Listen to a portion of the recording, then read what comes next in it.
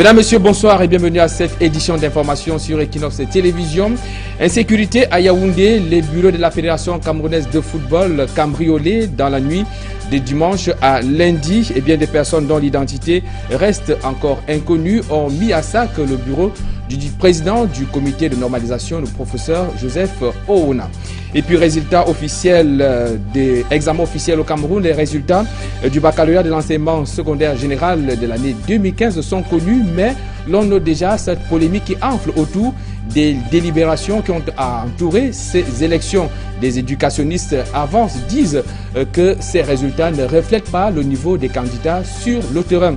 Et puis à l'étranger, une première en Afrique, un ancien chef de l'État répond de ses actes devant la justice au Sénégal notamment, où un tribunal spécial juge depuis ce matin Hissène Habré, notamment pour des crimes contre l'humanité, du temps où il dirigeait le Tchad dans les années 80. Il faut dire que Hissène Habré, au cours de cette première journée d'audience, a renié en bloc toutes ces accusations. Et dans la deuxième partie de ce journal, nous allons revenir notamment sur ce cas de l'ancien président tchadien pour comprendre pourquoi est-ce qu'il est jugé plutôt au Sénégal et non au Tchad. Qu'est-ce qu'on peut retenir comme leçon par rapport à cette toute première audience d'un ancien chef de l'État sur le continent africain? Ça sera dans la deuxième partie de ce journal avec notre invité. A tout de suite.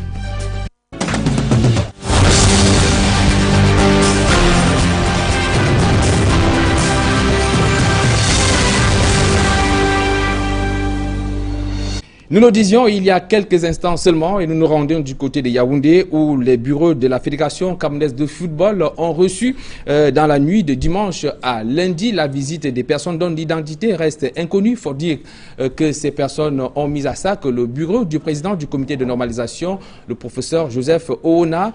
Les vigiles qui étaient en faction au moment où ces actes ont été posés ont du coup été conduits du côté de la gendarmerie où une enquête a été ouverte. Plus de précisions avec Cyril.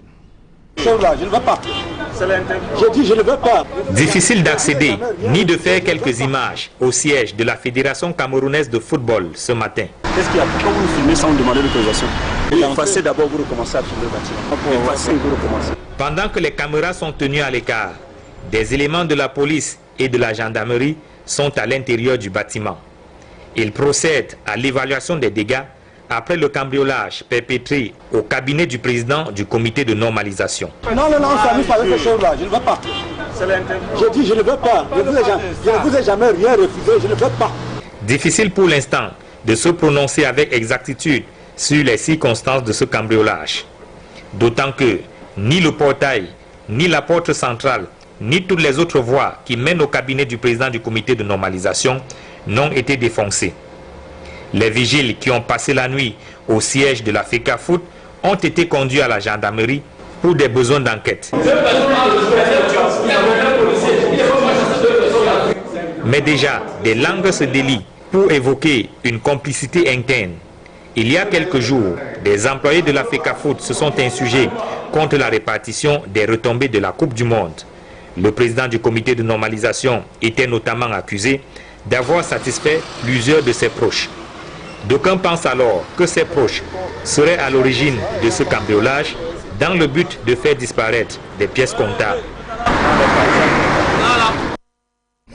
Toujours dans ce registre de l'insécurité, nous nous rendons à présent dans la Kribi, la cité baléaire, c'est dans la région du sud Cameroun, où un jeune homme a été assassiné à coups de poignard. Et les bourreaux de ces derniers ont par la suite emporté sa moto. Eh bien, les populations de la ville de Kribi pointent un doigt accusateur, tout d'abord sur l'absence de l'éclairage public, mais également l'absence des patrouilles dans cette cité baléaire. Plus de précisions avec Joseph Abenabena.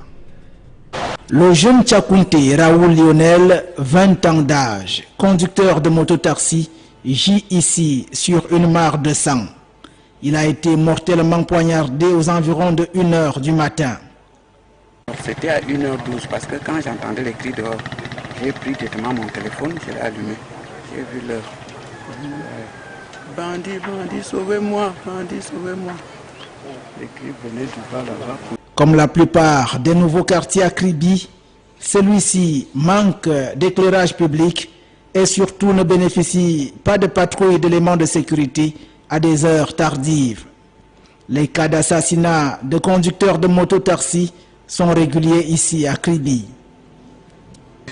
Parfois, il y a les règlements de compte. Parfois, bon, les bandits, ils viennent comme ça dans la ville. Ils viennent dans la ville comme ça pour venir arracher les motos des gars. Et il y a les endroits, il y a les quartiers où vraiment, même si tu es qui, moi je ne peux pas t'accompagner. Même si l'argent est sucré, comment? Je ne peux pas aller là-bas. On assiste donc à une autre ouverture d'enquête par le substitut du procureur de la République arrivé sur la scène de crime. Espérons cette fois-ci que les bourreaux seront rattrapés. La suite, c'est avec l'Internationale socialiste. C'est un regroupement des partis politiques d'obédience sociale qui exige la libération de Marafa Hamidou Yahya. C'était le 6 juillet dernier lors de son assemblée tenue à New York aux États-Unis. Il faut dire que cet appel à la libération de celui qui est qualifié de prisonnier politique est paradoxalement partagé par les socialistes ici au Cameroun. C'est du moins ce qui se dégage dans ce reportage que nous proposent Innocent Abega et Eric Massian-Djomo. La résolution des travaux de l'Internationale socialiste à New York sur le cas Marafa Hamidou Yahya est formelle. L'ancien secrétaire général de la présidence de la République, ancien ministre de l'administration territoriale et de la décentralisation, doit être libéré faute de preuves et surtout le qualificatif de son délit, qui n'est autre que complicité intellectuelle, prouve à suffisance qu'il s'agit d'un acharnement politique selon cette organisation. Les socialistes camerounais partagent cette résolution au nom du droit à une justice équitable. Le socialisme, d'une manière générale, a prêché un certain humanisme. Et les idéaux sociaux-démocrates ne sont pas destinés aux formations politiques. Elles sont destinées aux êtres humains. Le motif même de son incarcération en complicité intellectuelle laisse croire que, n'est-ce pas, dans cette affaire, il y a un problème politique.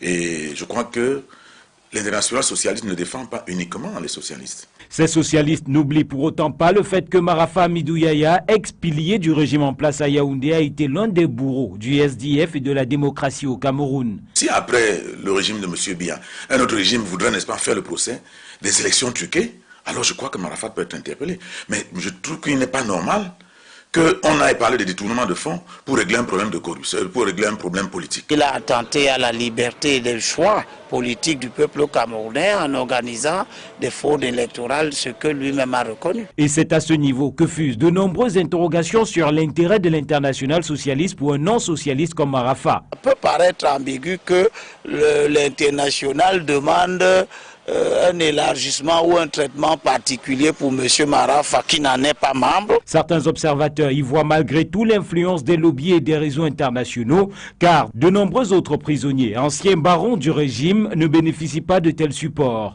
Même si l'impact d'une telle prise d'opposition de l'Internationale socialiste n'est pas direct sur la justice camerounaise, elle représente tout de même pour Marafa Hamidou Yahya un support de taille. À titre de rappel, Paul-Éric Kingé, Titus Edzoa, Michel Thiria Tangana, entre autres, ont bénéficié de telles pressions internationales qui ont précédé leur libération. Examen officiel 2015, nous sommes là en éducation. Il faut dire que les résultats au baccalauréat de l'enseignement secondaire général pour l'année 2015 sont connus depuis quelques jours et les responsables en charge de ces examens disent que cet examen a connu quand même une légère hausse contrairement à l'année antérieure, mais des éducationnistes disent que ces résultats ne reflètent pas du tout le niveau des candidats, ce qui permet de jeter quand même une inquiétude ou alors un doute autour des délibérations que l'on a notées pendant cette session 2015. Plus de précisions dans ce reportage de Guy Zogo. Le cru 2015 du baccalauréat général est tiré, il ne reste qu'à l'eau boire. Pour l'office du baccalauréat, ce nectar, sans être de haut vol, a d'énormes qualités. De prime abord, les résultats du baccalauréat enseignement secondaire général dans l'ensemble sont moyens. Le taux de réussite a légèrement évolué par rapport à celui de l'année dernière, puisqu'il passe de 55,20% à 55,53%. Loin donc de là, la possibilité que quelques facilités aient pu être accordées aux candidats dans l'optique de gonfler le pourcentage de réussite. Nous donnons Pas de consigne pour les délibérations. Les critères de délibération sont restés les mêmes depuis bientôt une dizaine d'années. Là, nous avons les résultats qui sont conformes au travail des candidats. Dans cette logique, les chiffres parlent d'eux-mêmes. Sur 90 726 inscrits au baccalauréat général, 49 226 admis ont été enregistrés, soit un taux de réussite de 55,53% contre 55,20%. La région du Nord-Ouest occupe le premier rang avec un taux de réussite de 67,44%. La progression au niveau national est de moins de 1%. À la centrale syndicale publique CSP, principal syndicat du secteur public, ces résultats sont loin de refléter la réalité du terrain. Il y a une légère progression. Donc en matière de progression, c'est toujours bien qu'il y ait une progression, mais nous remarquons qu'elle n'est pas significative. Et puis un examen national où nous avons une moyenne de 55%, c'est pas encore bien. Pour ce syndicat, on ne peut nier qu'il ait fait appel à la technique d'harmonisation des résultats. Les résultats ne sont pas bons parce qu'il faut tenir compte du fait qu'il y a eu de l'harmonisation et donc que les points ont été ajoutés. Une approche, poursuit ce syndicat, qui ne peut guère constituer une réponse satisfaisante face aux mauvais résultats aux examens officiels. Ce n'est pas par l'harmonisation qu'il faut corriger le phénomène. Il faut corriger le phénomène en amont. Vous avez par exemple le matériel pédagogique, les conditions de travail et de vie des enseignants. Vous voyez un peu, vous allez dans les lycées, le phénomène des classes préparatoriques dans les grandes villes. Dans les zones rurales, il n'y a même pas de profs. La semaine prochaine, ce sont les résultats du probatoire qui seront à l'ordre du jour. En économie à présent, c'est désormais effectif. La Banque camerounaise des petites et moyennes entreprises a ouvert ses portes ce jour du côté de Yaoundé. Eh bien, cette banque dont les services seront spécialisés, notamment dans le financement des petites et moyennes entreprises, mais également les métiers de l'artisanat. Plus de précisions avec Marcelin Ganson. C'est une ouverture qualifiée de technique, mais qui marque le début effectif des activités de la Banque des petites et moyennes entreprises. L'ouverture d'aujourd'hui marque le début effectif des activités, mais on commence d'abord par mobiliser les dépôts de notre clientèle cible. On capte les dépôts, ça permet à la banque d'avoir un sous-bassement. Donc aujourd'hui, il s'agit pour la PME de prendre contact avec nous, prendre contact pour l'ouverture de compte et mettre en place une relation pérenne. La Banque des PME, qui ouvre ainsi ses portes à sa cible, va faire de l'intermédiation financière, c'est-à-dire recevoir des dépôts en provenance des PME, les mettre ensuite dans une cagnotte avant d'octroyer des crédits.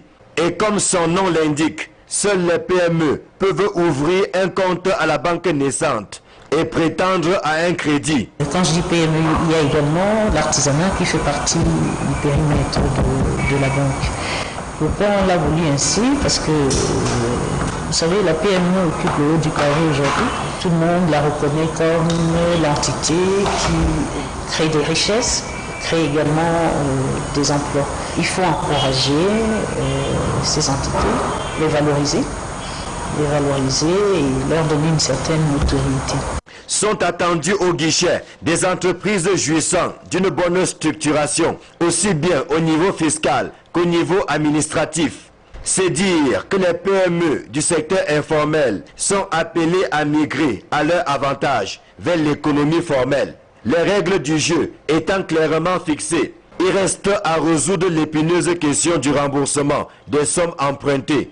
Tout ce que je peux dire aux PME, c'est qu'on mette en place un partenariat gagnant-gagnant. Je finance la PME. En retour, il faut que la PME joue sa partition. C'est-à-dire que la culture de non-remboursement qui est entrée dans le norme, aujourd'hui, qu'on arrête un peu ça. Moi, j'ai envie de mettre en place une structure pérenne, viable. La Banque des PME est donc opérationnelle plusieurs années après l'engagement présidentiel. Mais les demandeurs doivent prendre leur mal en patience avant de solliciter des crédits. C'est ce qu'on appelle ici la période de rodage. En santé à présent, la pénurie de sang que l'on observe dans les banques de sang dans nos différents centres hospitaliers au Cameroun est due à la mauvaise qualité de ce sang qui est collecté chez les donneurs bénévoles. C'est un constat qui se dégage dans ce reportage que nous propose Flavien Vallondongo et Georges Mitterrandam. Eh bien, nous n'aurons pas cet élément de Flavien Vallondongo qui porte sur la santé, ce qui nous permet à présent de passer à la page étrangère. C'est une première en Afrique. Un ancien chef de l'État répond de ses actes devant la justice au Sénégal. Bien évidemment, où un tribunal spécial juge depuis ce matin Hissène Habré, notamment pour crimes contre l'humanité du temps où il dirigeait le Tchad. C'était dans les années 80. Eh bien, des accusations qu'il a rejetées en bloc dès la première audience. Plus de précisions avec nos confrères de France 24.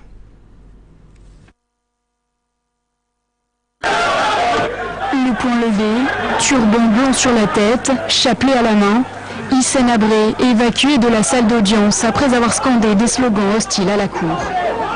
L'ex-dirigeant tchadien considère que ce procès n'a aucune valeur. Autour de lui, plusieurs de ses partisans, eux aussi sortis de force par les agents de sécurité du tribunal. La séance n'a pas encore commencé. Quelques minutes plus tard, l'audience est suspendue pour plusieurs heures. Dans la salle du tribunal de Dakar, les survivants du régime Habré, Il était impensable de voir les fidèles musulmans traverser cette festive journée de Ramadan sans l'incondition. Eh bien, toutes nos excuses sur ce mélange. C'est donc ce reportage sur la première audience de l'ancien chef d'État tchadien qui a donc été interrompu. Et j'annonce que nous reviendrons dans la deuxième partie de ce journal avec notre invité qui nous a rejoint sur ce plateau, Maître Joseph-Claude Biliga, sur notamment les raisons qui ont poussé l'ancien chef d'État tchadien à être jugé au Sénégal et non au Tchad. Comprendre également cette nouvelle institution judiciaire qui a été mise sur pied sur ordre de l'Union africaine, en l'occurrence les chambres africaines extraordinaires. Ça sera dans quelques instants. Mais avant, nous prenons cette page en sport avec les informations en ce qui concerne la Fédération internationale de football, association la FIFA. L'élection du nouveau président est donc fixée au 26 février 2016. Il faut dire que Joseph Sepp Blatter a annoncé au cours d'une conférence qu'il ne sera pas candidat à sa propre succession. Je vous propose d'ailleurs de suivre cet extrait de Joseph Sepp Blatter. Je devais faire quelque chose de très spécial et je l'ai fait. Je l'ai fait. En jargon footballistique, je dirais que j'ai botté la balle hors du terrain pour arrêter quelque chose.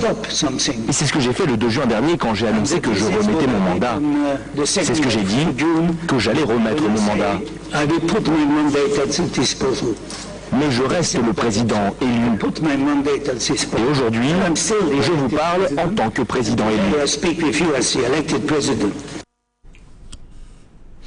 Parlons à présent de la fête du Ramadan qui joue les prolongations sur Equinox Télévision. Il faut dire que la société anonyme des brasseries du Cameroun vole au secours des fidèles à travers sa marque Top. L'entreprise a permis à de nombreuses familles de passer une agréable fête, de la célébrer avec beaucoup d'entrain et de convivialité. Plus de précisions dans ce reportage. Impensable de voir les fidèles musulmans traverser cette festive journée de Ramadan sans l'inconditionnel secours de la société anonyme des brasseries du Cameroun. La tradition est devenue générationnelle. Les musulmans sont notre cible, comme je dis, privilégiée. Nous avons intérêt toujours à faire de très grands déploiements. Pour servir le maximum de fidèles possible, les équipes de la société anonyme des brasseries du Cameroun, déployées sur le terrain, ont trouvé une ingénieuse idée: quadriller la ville à travers divers lieux de prière. Nous avons 8 sites. Nous étions à l'esplanade de l'hôpital général, au parc Ovita, à Bessengalaga ferroviaire, à la place du gouvernement, à Bonalokwa, à l'ancien aéroport, et enfin à la place, la mairie de Bonabéry. Après un mois de jeûne, soit 30 jours et un peu plus pour les fidèles téméraires, il fallait pour tout un chacun être top. Quoi de plus normal que la marque Top pour relever ce challenge? Au vu de l'engouement au niveau des achats dans les sites de prière, nous nous disons qu'on a fait ce que nous devons faire. Dans toute sa fraîcheur et sa qualité, Top a coulé à flot, attirant plus seulement les fidèles musulmans, mais tout le monde. Les hôtesses de la SABC ont vécu en ce jour de la fête de Ramadan une surprise des plus agréables. Maintenant, allons savoir la touche particulière, mieux la savante recette trouvée par la Société anonyme des brasseries du Cameroun pour le pur bonheur des familles musulmanes. Commençons d'abord par le Tanguy Citron 05 qui est à 250 la bouteille, donc 1500 le pack. Il y avait les 1 litre, les top 1 litre et coca mélangé qui était à 450 francs, 1 litre. Le 1 litre demi, tout parfum confondu, qui est à 700 francs. Et le 0,35, tout parfum confondu aussi, qui était à 250 francs la bouteille. La performance toujours au top, son sens accru de responsabilité et son indéniable intégrité font de la Société anonyme des brasseries du Cameroun la fierté de toute une nation. Un petit secret entre nous à présent, la fête du Ramadan 2016 se prépare déjà à la SABC avec Top, la marque incontournable. Eh bien, pour être tout à fait complet avec cette fête du Ramadan, il faut noter cette caravane baptisée Ramadan en cœur, une initiative de la Radio Equinox avec son principal partenaire, les brasseries, la Société anonyme des brasseries du Cameroun. Eh bien, ça a donc permis à 200 familles de retrouver du sourire pendant cette célébration. C'est un reportage que signe Serge Alain Tour et Warren Zede. Beaucoup, que Dieu vous bénisse et vous donne la longévité. À Equinox, je souhaite que Dieu trouve cette longue vie à Equinox. Des bénédictions, encore des bénédictions. En cette veille de fête de l'Aïd el-Fitr, Radio Equinox n'en demandait pas moins. Pour l'une des plus importantes fêtes du calendrier musulman, Radio Equinox, pour la première édition de Ramadan en cœur, s'est invité en apportant du réconfort à plus de 200 familles de fidèles de la religion créée par le prophète Mohammed au 7e siècle.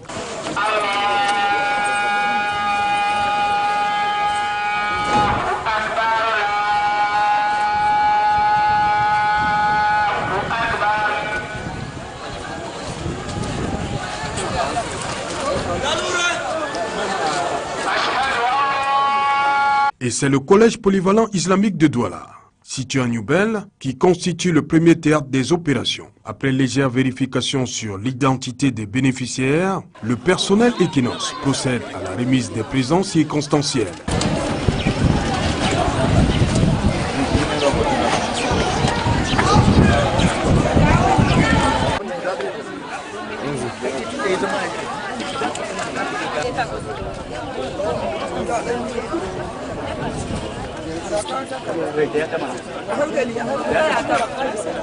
Des denrées alimentaires constituées de riz, de l'huile de table, du lait en poudre, des polos floqués top et un pack de 6 bouteilles d'1,5 litre de boissons gazeuses, gracieusement offerts par le partenaire privilégié pour l'événement, les brasseries du Cameroun.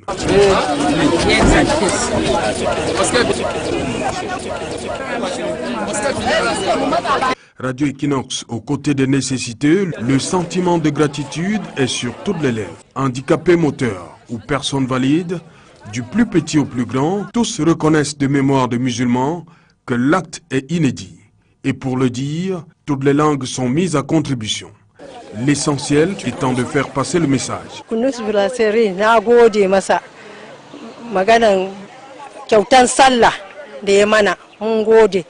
Allah ya saka da alheri. Allah dit que merci à Equinox et à Brasserie, que Dieu les bénisse. Nous remercions Equinox d'avoir nous pensé sur le Ramadan. Equinox aussi là pour toujours élargir Equinox pour son service qui fait pour le peuple. We thank you. May God bless una fine. May God take una for before. We take my don't give Equinox. Même les personnes dont la discrétion légendaire, parce que portant continuellement la burqa en public, ont tenu à saluer l'initiative. Voile intégral, le fond de la pensée est dévoilé intégralement. Merci Equinox et vous. Et on merci aussi à la brasserie qui nous offre pour la fête du Ramadan. On vous remercie beaucoup. Que ça soit aussi une première et demain encore qu'on augmente encore. Après Newbel, principal foyer de concentration de la communauté musulmane à Douala, la caravane Ramadan en cœur, Radio Equinox et son partenaire privilégié, les brasseries du Cameroun, à travers sa marque Top, met le cap ensuite sur Bonapriso, dans le premier arrondissement de Douala. et c'est la mosquée Al-Rouda et ses fidèles surpris en pleine rupture du jeûne qui seront les heureux bénéficiaires du geste de solidarité de Radio Equinox. Comme Manioubel, sac de riz, huile de table, lait en poudre, pack de boissons gazeuses et polo estampillé top feront le bonheur des fidèles musulmans pour la fête qui aura lieu le lendemain.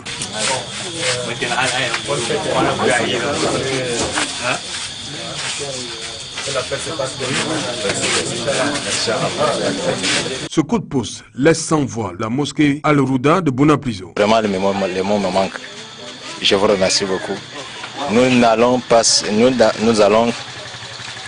cesser de prier pour Equinox, pour son émergence, pour son avancement, sa croissance, et prier aussi pour les personnels qui ne cessent d'éduquer les Camerounais, que Dieu les soutienne et leur nourrisse encore de savoir. Et pour la brasserie aussi, vous savez que c'est une société qui ne cesse de soutenir aussi les Camerounais.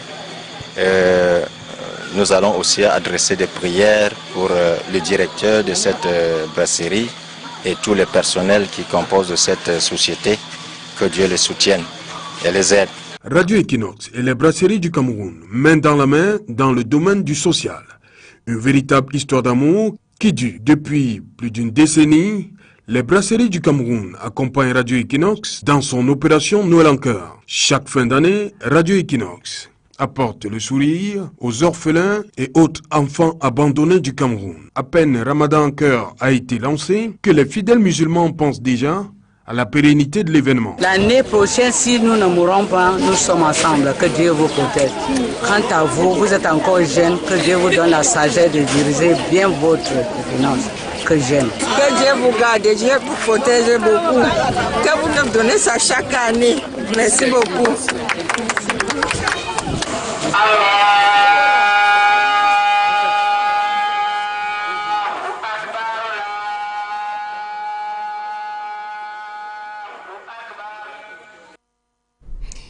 Je vous invite à présent à nous retrouver dans la deuxième partie de ce journal. Nous allons revenir sur cette toute première journée d'audience d'un ancien chef d'État africain jugé sur le continent africain. A tout de suite.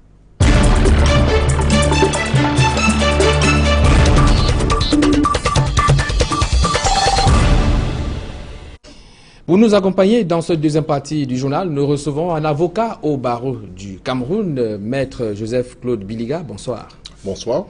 Alors, le président, l'ancien chef d'État tchadien, devant les tribunaux, non en Europe, mais plutôt sur le continent africain, on se serait attendu qu'il comparaisse devant, par exemple, la CPI, où on a noté le passage de plusieurs autres anciens chefs d'État africains. Alors, est-ce que vous ici, vous allez dire, comme beaucoup de médias l'ont martelé aujourd'hui, que c'est une grande première, que c'est une victoire pour l'institution judiciaire africaine? C'est sans doute une victoire pour l'institution judiciaire africaine, mais ce n'est pas la grande première. Parce que, contrairement à ce que j'ai entendu, il y a eu des présidents africains qui ont été jugés en Afrique. La seule différence ici, c'est que le président Abré est jugé non pas dans son pays, mais hors de son pays, et sur l'initiative de l'Union africaine. Parce que lorsque, par exemple, le président Moussa Traoré, pour citer l'un des cas les plus récents, a été jugé et condamné au Mali, c'était devant les tribunaux maliens. Il avait été jugé. Mais seulement il a été jugé par ces tombeurs, pas les tombeurs. Dans le cas de Sénabré, il est jugé par une juridiction internationale africaine et il y a des parties civiles qui sont autres que l'État tchadien qui se présente. Encore que l'État tchadien, dès qu'il a voulu être partie civile, sa demande de partie civile a été rejetée. Donc la grande première, c'est que un ancien président africain, pour les faits commis pendant son mandat, sera jugé par les Africains, mais surtout par l'Union africaine et non par la CPI. Alors, on voulait également comprendre le lieu où se passe cette audience. Ce n'est pas au Tchad, où les faits qui sont reprochés actuellement à Hissène Habré ont été commis il y a un peu plus de 20 ans au temps où il était au pouvoir, mais plutôt au Sénégal. Alors, comment est-ce que cela s'explique? Il faut noter qu'il y a une évolution au niveau du droit international. Nous sommes aujourd'hui à ce qu'on appelle la compétence universelle. La notion de compétence universelle qui a été introduite notamment par les juges, les magistrats espagnols, avait permis que le président de Chili, Pinochet, soit arrêté en Grande-Bretagne. Donc il avait été arrêté en vertu de ce principe. Tout récemment encore, il y a un dirigeant rwandais qui a des problèmes, qui a été gardé à vue au niveau de la Grande-Bretagne, toujours en vertu de ce principe-là. Donc le principe de la compétence universelle voudrait que une personne qui a commis des actes soit arrêtée ailleurs et puisse être jugée ailleurs, au lieu où les faits ont été commis. C'est le cas du président Abré, qui a commis les faits au Tchad, mais il sera jugé au Sénégal. Il faut noter également que le Tchad ne s'est pas empressé à vouloir organiser ce procès, dans la mesure où en 2011, le président Wade, fatigué du ce qu'on appelait la saga politico-judiciaire de l'affaire Abré, avait menacé d'extrader le président Abré au Tchad. Le Tchad a dit non. Le président Abré avait été condamné en 2008 à une peine par contumace, une peine de mort. Donc on avait eu peur que s'il était extradé au Tchad, peut-être qu'il aurait pu finir. Et finir sur une potence, ou sur un peloton d'exécution. Et il faut également noter que le Tchad a évoqué deux raisons principales. La première, c'est que sa législation ne permettait pas que le président Abré puisse être jugé là-bas, parce que, en fait, il est reproché des crimes de génocide, des crimes de torture, et donc ces crimes, d'une manière générale, sont généralement des crimes internationaux. Or, la législation tchadienne n'a pas prévu ces genres de crimes, comme le crime de génocide et le crime contre l'humanité, les crimes de guerre. D'accord. Voilà, maître, si vous permettez qu'on s'intéresse à présent à cette nouvelle juridiction qui s'occupe du cas l'ancien chef d'État tchadien, les chambres africaines extraordinaires, institution mise sur pied par l'Union africaine. Alors, comment est-ce que cette institution fonctionne-t-elle? Les chambres africaines extraordinaires, chambres c'est au pluriel, parce qu'en fait, c'est 4 chambres en réalité. Il y a la chambre africaine d'instruction, extraordinaire d'instruction, la chambre africaine extraordinaire d'accusation, la chambre africaine extraordinaire d'assises et la chambre africaine extraordinaire d'appel.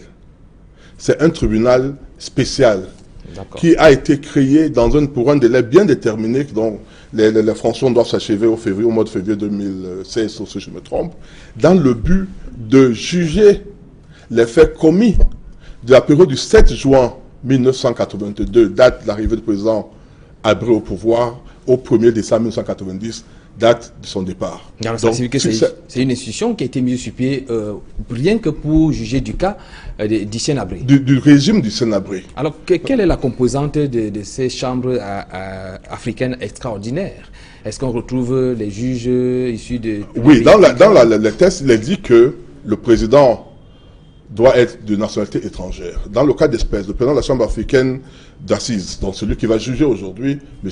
Gabao, Gustave Kam, est burkinabé. Par contre, le procureur général est sénégalais et tous les autres assesseurs, les autres juges assesseurs sont sénégalais. Alors, parce que si on pose toutes ces questions, c'est pour essayer un peu d'évaluer la compétence, le niveau de compétence de ces chambres administratives extraordinaires quant au cas qu'ils ont à traiter. Il faut d'ailleurs dire que l'ancien président tchadien a dit que cette juridiction était incompétente pour juger des... C'est un choix de défense. C'est un choix de défense, on appelle ça la défense de rupture. C'est-à-dire qu'il ne voudrait pas collaborer, il ne voudrait pas participer, peut-être parce qu'il n'aura pas grand-chose à dire. La compétence de ce tribunal naît de l'accord qui lie l'Union africaine et le Sénégal. Et elle intervient également dans le cadre des statuts. Parce que dans les statuts, on a bien déterminé la mission, la composition et la mission des chambres africaines extraordinaires. C'est dans ce cadre-là que le tribunal s'est déclaré compétent à statuer. Lorsque cela était impossible, parce qu'en fait, la Chambre africaine extraordinaire, cette juridiction a été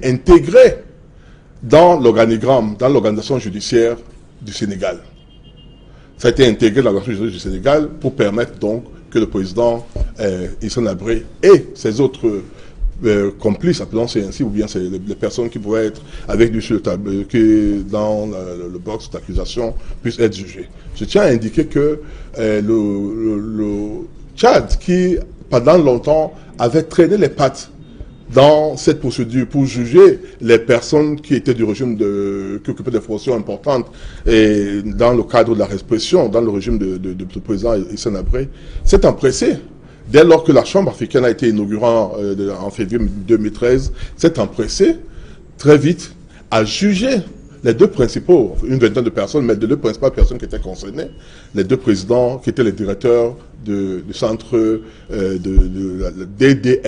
DDS, la documentation de sécurité. Direction de la documentation de sécurité, il y avait M. Youssouf et M. ce qu'on appelle Gento. Donc les deux personnes ont été condamnées à prison à perpétuité avant la procédure contre Hissène Habré, avant que la juridiction ne se tienne, parce que ces personnes avaient été demandées, leur extradition avait été demandée par le Sénégal, par la Cour, des chambres africaines extraordinaires, mais le Tchad a refusé, a préféré les juger chez eux. Alors, puisque si Hissène Habré est donc devant cette juridiction aujourd'hui, c'est parce qu'il y aurait eu des plaintes issues du Tchad. Alors, comment est-ce que ces chambres africaines extraordinaires vont-elles procéder pour que les procédures soient connues au niveau du Tchad? Il faut noter que les chambres africaines extraordinaires ont traîné à être mises en place parce qu'il y avait un problème de finances, de budget. Or, l'Union africaine, l'Union européenne, le Tchad, la France, le Luxembourg, les États-Unis de l'Amérique, la Grande-Bretagne, sauf si je ne me trompe, l'Allemagne, ont financé pour 8,6 millions d'euros cette structure judiciaire. Et il y a eu donc plusieurs missions d'enquête qui se sont déportées au Tchad. On a eu même à exhumer des corps, à faire un certain nombre d'enquêtes. Des commissions rogatoires ont été organisées. Il y a eu, je crois, 4 qui sont rendus au Tchad. La 5e a été refusée par les autorités tchadiennes pour pouvoir rassembler toutes les preuves. Il est évident que tous les témoins ne viendront pas au Tchad pour pouvoir, je veux dire, au Sénégal. Ils n'iront pas au Sénégal pour pouvoir déposer, malheureusement. Ce serait l'idéal que eux aussi soient là pour pouvoir chacun dire ce qui lui est arrivé et se porter partie civile. Malheureusement, ce n'est pas possible. Alors, juste en quelques mots, puisque nous sommes arrivés au terme de cet entretien, Hissène Habré est-il le seul individu qui peut être poursuivi par ces chambres africaines extraordinaires? Je vous ai dit que dans les chambres africaines extraordinaires ont demandé à N'Djamena d'extrader certaines personnes, les tortionnaires, les personnes qui étaient impliquées dans la répression. Malheureusement, le Tchad a refusé et ces personnes devaient comparaître, peut-être pas au même moment que M. Hissène Habré, mais devaient comparaître devant cette chambre africaine extraordinaire. Merci, Maître Joseph-Claude Biliga. Vous êtes avocat au barreau du Cameroun. Merci d'avoir accepté de nous apporter tous ces éclairages en ce qui concerne donc le cas de l'ancien chef d'État tchadien qui était devant cette nouvelle juridiction, il faut le dire ainsi, les chambres africaines extraordinaires. Merci. Merci. Mesdames, Messieurs, c'est la fin de cette édition d'information. Dans quelques instants, vous allez retrouver Sylvestre Hippolyte Zangaou dans le cadre de l'émission 100% foot. Quant à moi, je vous donne rendez-vous demain lorsqu'il sera 20h. Bonsoir.